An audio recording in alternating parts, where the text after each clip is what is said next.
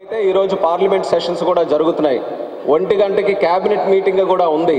అయినప్పటికీ కూడా రాజమహేంద్రవరం చిరకాల కోరికగా ఉన్నటువంటి ఢిల్లీ ఫ్లైట్ని స్వయంగా వచ్చి ఈ సంతోషాన్ని మీ అందరితో కూడా పాల్పంచుకోవాలని, ఏ ఫ్లైట్ అయితే ఢిల్లీలో వస్తుందో ఆ ఫ్లైట్లోనే ఇక్కడికి వచ్చి కార్యక్రమం చూసి మళ్ళీ తిరిగి వెళ్ళే ప్రోగ్రాం మేము పెట్టుకున్నాం.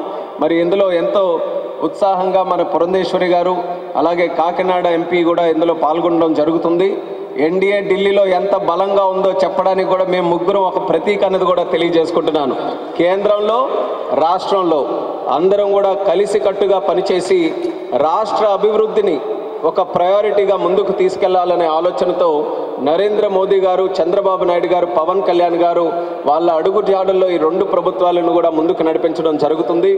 నాకు కూడా ఒక బాధ్యత, కేంద్ర సివిల్ ఏవియేషన్ మినిస్టర్గా వచ్చిన తర్వాత మన ఆంధ్రప్రదేశ్ రాష్ట్రానికి నూతన ఎయిర్పోర్ట్లు కావచ్చు, ఉన్న ఎయిర్పోర్ట్లో కెపాసిటీ బిల్డింగ్ కావచ్చు, దానితో పాటు కనెక్టివిటీ కావచ్చు, వీటన్నిటిని కూడా పెంచాలనే ఆలోచనతో చంద్రబాబు నాయుడు గారు కూడా ఎప్పటికప్పుడు గైడ్ చేయడం జరుగుతుంది.